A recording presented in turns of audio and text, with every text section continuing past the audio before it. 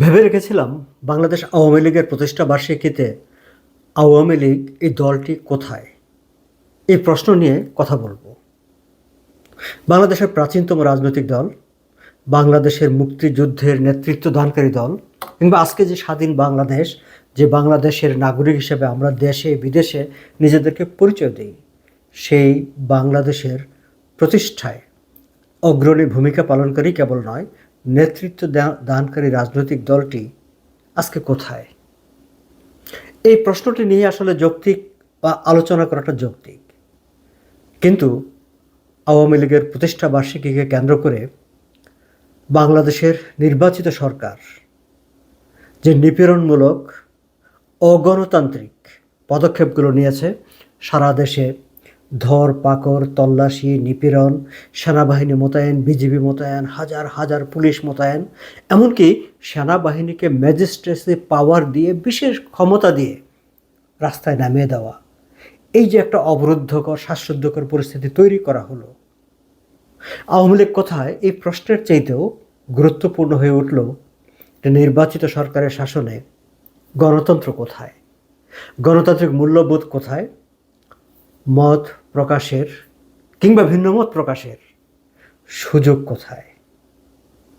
দর্শক, সেই প্রশ্নটি আসলে গুরুত্বপূর্ণ হয়ে উঠল বিধায় সেই প্রশ্নটি নিয়ে খানিকটা আলোকপাত করতে চাই।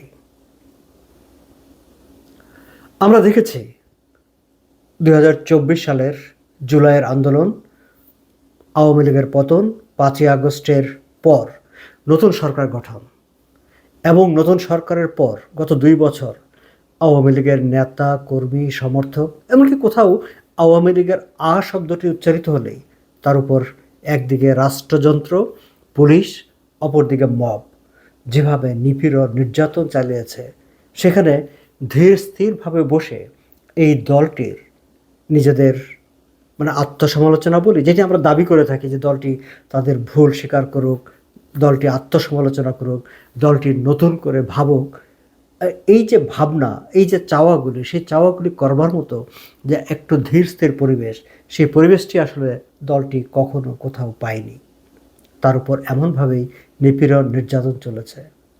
আবার একই সঙ্গে এটিও সত্য যে গত 2 বছরে কোথাও খুঁজে দলের চেইন অফ কমান্ড বলি, লিডারশিপ বলি, নেতৃত্ব বলি, সাংগঠনিক কাঠামো বলি, একটা দল বলতে যা বোঝায় সেই দল, সেটিকেও খুঁজে পাওয়া যায়নি। সেটি হতে পারে তারা বলতে পারেন যে আমাদের উপর এতটা নিপীড়ন, নির্যাতন চলছে যে আমরা দল নিয়ে ভাববো কোথায়, আমরা তো জীবন নিয়ে দৌড়াতেই একেবারে অস্থির হয়ে আছি। সেটিও সত্য, কিন্তু আবার এটিও সত্য যে একটি বড় রাজনৈতিক দল সে তার অস্তিত্ব নিয়ে, তার সাংগঠনিক কাঠামো নিয়ে যত প্রতিকূলতা থাকুক না কেন, সেই প্রতিকূলতার মধ্যেও ভাববে, নিজেদেরকে সেইভাবে গড়ে তুলবে এবং নিজেদেরকে সেইভাবে সামনে এগিয়ে নিয়ে যাওয়ার চেষ্টা করবে। হ্যাঁ, একটা কথা বলা হয়েছে যে শেখ হাসিনা বলেছেন যে যেখানে প্রত্যেক কর্মী নাকি নেতা। এগুলো স্লোগানের কথা, এগুলো বক্তৃতার কথা, এগুলো দিয়ে রাজনীতি চলে না, এগুলো দিয়ে সংগঠন চলে না। আমরা 2 বছরে এসে এখন যদি আমরা আওয়ামী লীগকে খুঁজি, আমরা কিন্তু আসলে আওয়ামী লীগকে খুঁজে পাই না। এটি সত্য, সারা দেশে আনাচে কানাচে আওয়ামী লীগের তৃণমূলের কর্মীরা আছে, সমর্থকরা আছে, তাদের শুভারুদ্ধীরা আছে, কিন্তু দল বলতে যেটি বোঝায়, দলের নেতৃত্ব বলতে যেটি বোঝায়, সেটি কিন্তু কোথাও অনুভূত হয় না, সেটি কিন্তু কোথাও নেই বললেই চলে। এটি হচ্ছে আওয়ামী লীগের আমার দৃষ্টিতে একটি ব্যর্থতা। সেই ব্যর্থতা আওয়ামী লীগ 2 বছরের বেশি সময়ও কাটিয়ে উঠতে পারেনি। কিন্তু মজার ব্যাপার দেখুন যে আওয়ামী লীগ তার নেতৃত্ব গুছিয়ে উঠতে পারেনি, যে আওয়ামী লীগ তার সাংগঠনিক কাঠামোটাই ঠিকমতো দাঁড় করে উঠতে পারেনি, সে আওয়ামী লীগের তৃণমূলের নেতাকর্মীরা হয়তো তাদের মতো করে তারা ঘোষণা দিয়েছে যে তারা প্রতিষ্ঠা বার্ষিকীতে ঝটিকা মিছিল করবে, তারা তাদের নানা অফিসগুলোতে পতাকা উড়াবে বা তারা তাদের মতো করে কর্মসূচি পালন করবে। আর তাতেই একেবারে রাষ্ট্রযন্ত্র, সরকার একটা থরথর কাঁপুনির মতো করে একটা পরিবেশের মধ্যে পড়ে গেল। এখন সরকারকে আসলে ভয় পেয়ে গেল, নাকি এটি বিএনপির যে তারেক রহমানের নেতৃত্বাধীন যে সরকার, সেই সরকারের চরিত্রই এটি যে তারা ভিন্ন মতকে নিপীড়ন করে, নির্যাতন করে, সেনাবাহিনী মোতায়েন করে, পুলিশ মোতায়েন করে, বিজেপি মোতায়েন করে তারা সেটিকে রুদ্ধ করে দেবে? এই যে চারিত্রিক বৈশিষ্ট্য, কোনটি এটি? যাই হোক না কেন, আজকে আওয়ামী লীগের প্রতিষ্ঠাবার্ষিকীতে সরকার যে পদক্ষেপ নিয়ে যেটি করেছে, সেটি আসলে সরকার যে বিভিন্ন সময় বলার চেষ্টা করেছে যে আওয়ামী লীগ বলে কোনো সংগঠন নেই, কিংবা যারা বলার চেষ্টা করেছিলেন যে আওয়ামী লীগকে কোথাও বাটি চালান দিয়েও খুঁজে পাওয়া যাবে না, তাদের অতদিনকার অহংকার, দম্ভ, সেগুলোকে কিন্তু একেবারে চূর্ণ বিচূর্ণ করে দিয়েছে। কারণ তারা নিজেরাই ভেবে নিয়েছে, তারা নিজেরাই এই বিশ্বাসে উপনীত হয়েছে যে আওয়ামী লীগ বলে একটি শক্তি দেশে আছে, যে শক্তি যদি আস্তে করে রাস্তায় নেমে যায় তাহলে তাদের পায়ের নিচে মাটি থাকবে না। ফলে তারা রাষ্ট্রযন্ত্রকে ব্যবহার করে, সেনাবাহিনীকে ব্যবহার করে, সেনাবাহিনীকে বিশেষ ম্যাজিস্ট্রেসি পাওয়ার দিয়ে তারা চেষ্টা করছে যাতে দলটি কোনো ধরনের কার্যক্রম পরিচালনা করতে না পারে। এর আগে তো তারা আইন করে কার্যক্রম নিষিদ্ধ করে রেখেছে। কিন্তু এই যে পরিস্থিতি তৈরি করা হলো, এতে বিএনপির কি কোনো লাভ হলো? এতে দেশের কি কোনো লাভ হলো? হয়নি দর্শক।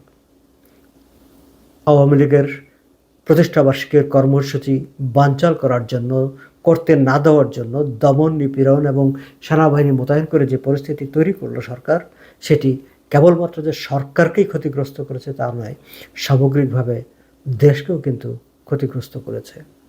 আমি আমার বিভিন্ন সময় ভিডিওতে আলোচনা করেছি যে আমি অর্থনীতি নিয়ে যখন কথাবার্তা বলি, আপনারা এখন জানেন যে গত 2 বছরে সত্যিকার অর্থে দেশে কোনো বিনিয়োগ হয়নি। না দেশি বিনিয়োগ হয়েছে, না বিদেশি বিনিয়োগ হয়েছে। দেশি বিনিয়োগকারীরা যখন তার নিজের দেশে বিনিয়োগ করার উৎসাহ না পায়, সাহস না পায়, তখন বিদেশি বিনিয়োগকারীরা সেই দেশে আসার আগ্রহ পায় না। আমরা দেখেছি কিছুদিন আগেও বিদেশি বিনিয়োগকারীদের একটা বড় চাঙ্ক বাংলাদেশ থেকে তারা বিনিয়োগ প্রত্যাহার করে নিয়ে গেছে। তো যেখানে বিনিয়োগ বিদেশিরা প্রত্যাহার করে নিয়ে যায়, সেখানে নতুন বিনিয়োগ আসার সুযোগ তো আর থাকে না, সুযোগ কমই থাকে। এবং সেই অবস্থাটি তৈরি হয়েছে। বিনিয়োগকারীদের, বিশেষ করে বিদেশি বিনিয়োগকারী তো বটেই, দেশীয় বিনিয়োগকারীদের মধ্যেও একটি ভয়, একটি তাদের নিজস্ব যে অ্যাসেসমেন্ট বাংলাদেশ সম্পর্কে বা সামগ্রিক বিনিয়োগ পরিবেশ সম্পর্কে, সেটি হচ্ছে যে যখনই আওয়ামী লীগের রাজনীতিক কার্যক্রম স্থগিত করা হলো, তারা সেটিকে একটি নেগেটিভ, মানে একটি রেড ফ্ল্যাগ হিসাবে নিয়েছে। কারণ আওয়ামী লীগের সমর্থন, সারা দেশে ছড়িয়ে ছিটে থাকা আওয়ামী লীগের শক্তি, সেই সম্পর্কে দেশের ব্যবসায়ীরা, দেশের বিনিয়োগকারীরা, বিদেশি বিনিয়োগকারীরাও খোঁজখবর রাখেন। ফলে এটি ভবিষ্যতের রাজনীতিকে স্থিতিশীলতার পথে নিয়ে যাওয়ার ক্ষেত্রে যে একটি বড় বাধা, সেই একটা ফ্ল্যাগ হিসাবেই তারা এটিকে বিবেচনা করেছেন। 2 বছর পর আজকে এসে একেবারে আওয়ামী লীগের কোনো কর্মসূচি নেই। কারা কোথায় বলেছেন, বা তারা হয়তো তাদের মতো করে আলোচনা করেছেন যে তারা কোনো একটা কর্মসূচি পালন করবেন, সেটি দমন করতে গিয়ে সরকার যেভাবে, মানে সেনাবাহিনী, ম্যাজিস্ট্রেসি পাওয়ার দিয়ে, বিজেপি, পুলিশ হাজার হাজার দিয়ে সারা দেশে যে একটা তটস্থ পরিবেশ তৈরি করেছে, সেটি কিন্তু আবার নতুন করে বিনিয়োগকারীদের বাংলাদেশের ব্যাপারে ভাবতে বাধ্য করছে এই কারণে যে তার মানে কি, যে সরকার আওয়ামী লীগের অবস্থা কি সাংগঠনিকভাবে আওয়ামী লীগকে দেখা না গেলেও শক্তির ক্ষেত্রে কি আওয়ামী লীগের অবস্থাটা এরকম যে সরকারকে এত মানে রাষ্ট্রযন্ত্র ব্যবহার করে সর্বোচ্চ শক্তি দিয়ে মাঠে রাখতে হয় যাতে মাঠের নিয়ন্ত্রণ অন্য কোথাও চলে না যায়? তাহলে সামনের দিনগুলোতে তো আওয়ামী লীগ আস্তে আস্তে আরও বেশি সক্রিয় হবে, শক্তিশালী হবে, আরও বেশি তারা কর্মসূচি নিয়ে আসবে। তখন কি হবে? তখন কি সরকার আরও বেশি মারমুখী হয়ে উঠবে? এবং মারমুখী হয়ে উঠলে তখন আওয়ামী লীগকে পাল্টা দাঁড়িয়ে দেওয়ার চেষ্টা করবে।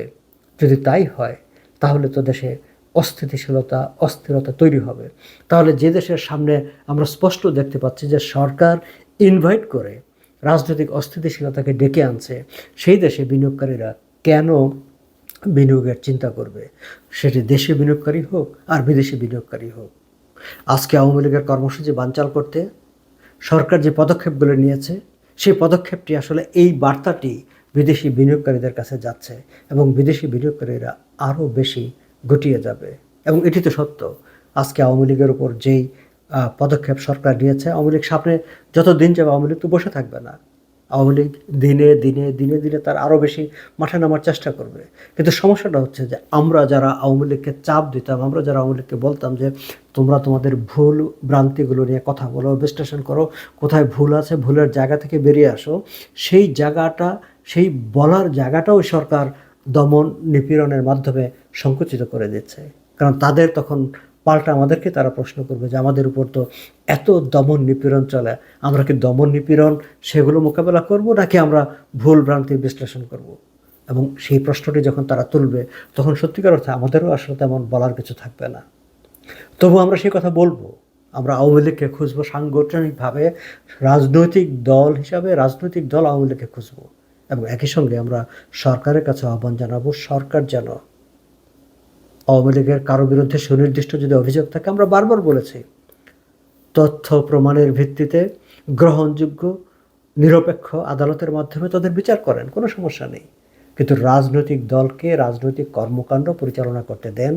রাষ্ট্রযন্ত্র ব্যবহার করে কোনো রাজনৈতিক দলের রাজনৈতিক কর্মকাণ্ড পরিচালনায় বাধা সৃষ্টি করবেন না। আমরা অর্থনৈতিকভাবে খুব খারাপ একটা অবস্থার মধ্যে আছি। গত 2 বছরে দেশের অর্থনীতির অবস্থা আরও খারাপ হয়েছে। বিনিয়োগকারীরা আসছে না, বিনিয়োগকারীরা দ্বিধাগ্রস্ত হয়ে আছে। তাদেরকে আসার মতো পরিবেশ তৈরি করে দিন।